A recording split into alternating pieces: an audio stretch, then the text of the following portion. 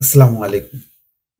আন্তর্জাতিক অঙ্গনের অনেকে বিশ্বাস করেন যে ইসরায়েল যেভাবে হামলা চালিয়েছে গাজায় এবং এখন রাফায়, তাতে মার্কিন যুক্তরাষ্ট্র যদি সত্যি খুবই সক্রিয় হতো এবং যেভাবে নিষেধাজ্ঞায় বিভিন্ন দেশকে পর্যদস্ত করে, সেভাবে যদি ইসরায়েলের ক্ষেত্রে তারা করত, তাহলে হয়তো রাফায় এইভাবে নির্বিচারে হামলা চালাতে পারত না।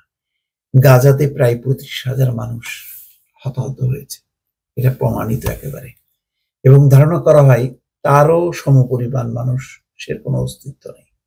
ধ্বংসস্তূপের নিচে চাপা পড়েছে। শুধুমাত্র সংখ্যার দিক থেকে যেগুলি তালিকাভুক্ত মৃতদেহ পাওয়া গেছে, সেই সংখ্যাটা ৩৫,০০০ ছাড়িয়েছে। তো গাজার পরে আন্তর্জাতিক বিশ্ব ধারণা করছিল যে না, এরকম আর ঘটনা হয়তো ইসরায়েল করবে না।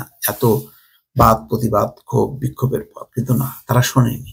রাফাতে ঠিকই তারা হামলা চালিয়েছে এবং রাফাতে হামলার আগে যুক্তরাষ্ট্রর একটি বেশ পদক্ষেপ সবাই প্রশংসা করছিল, যে তাদের অস্ত্রের চালান আটকে দিয়েছে যাতে তারা মারণাস্ত্র ব্যবহার না করতে পারে, অস্ত্রের ব্যবহার না করতে পারে। কিন্তু আসলে কি সেটি কি যথেষ্ট ছিল? সেটা যথেষ্ট না। এখন ঠিকই তারা রাফায় হামলা চালালো এবং একেবারে খুবই ন্যাক্কারজনকভাবে একেবারে রাফার ভেতরে সুরক্ষিত, এখানে কেউ কল্পনাও করতে পারে না, কেন্দ্রস্থলে একটি আশ্রয় শিবিরে হামলা চালালো। ৩৫ জন জায়গায় নিহত হলো এবং শতাধিক মানুষ আহত হলো। এখন রাফায় হামলার পর ইসরায়েলকে আহ্বান জানাচ্ছে বাইডেন প্রশাসন, যাতে বেসামরিক মানুষদেরকে সুরক্ষা দেয় ইসরায়েল। ইসরায়েল কি গাজায় কি দিয়েছে? গাজায় যেখানে দেয়নি, তারা রাফায় সেটি দেবে। এই আহ্বানের কি অর্থ হতে পারে? খবরে বলা হচ্ছে ইসরায়েলকে সামরিক চালান না দিতে ডেমোক্র্যাটদের চাপের মুখে বাইডেন প্রশাসন এই আহ্বান জানিয়েছে যে বেসামরিক মানুষদের সুরক্ষা নিশ্চিতে পদক্ষেপ নিতে হবে। ইসরায়েলের সামরিক অভিযানে রাফার আশ্রয় শিবিরে প্রায় অর্ধশত ফিলিস্তিনি নিহত হওয়ার পর এই প্রতিক্রিয়া জানালো বাইডেন সরকার। যুক্তরাষ্ট্রের জাতীয় নিরাপত্তা কাউন্সিলের মুখপাত্র বলছেন, হামাসের বিরুদ্ধে ব্যবস্থা নেওয়ার অধিকার ইসরায়েলের আছে। আমরা এটাও বুঝতে পেরেছি যে এই হামলায় হামাসের ২ জন জ্যেষ্ঠ সন্ত্রাসী নিহত হয়েছেন। ইসরায়েলে বেসামরিক মানুষদের বিরুদ্ধে হামলার জন্য তারা দায়ী ছিলেন।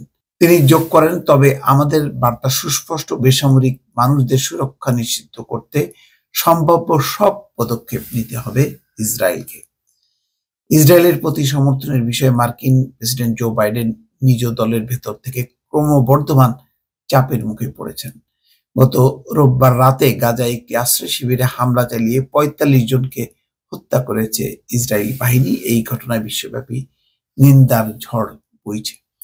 যুক্তরাষ্ট্রের হাউস অফ রিপ্রেজেন্টেটিভসের ডেমোক্রেট দলের প্রখ্যাত আইন প্রণেতা আলেকজান্দ্রিয়া ওকাসিও কর্তেস সোমবার বলেছেন, ইসরায়েলের এই অভিযান ছিল অবর্ণনীয় নৃশংসতা। বাইডেনের প্রতি তিনি আহ্বান জানান, ইসরায়েলের প্রতি পুরনো প্রতিশ্রুতি ও সামরিক সহায়তা স্থগিত করুন। ইসরায়েলের প্রধানমন্ত্রী বেনিয়ামিন নেতানিয়াহুকে জাতিগত হত্যা প্রবণ বলে সমালোচনা করেছেন মার্কিন কংগ্রেসের একমাত্র ফিলিস্তিনি আমেরিকান সদস্য রাশিদা তালিব। এখন এত কিছু পরে শুনবে কি ইসরায়েল? সম্ভবত শুনবে না।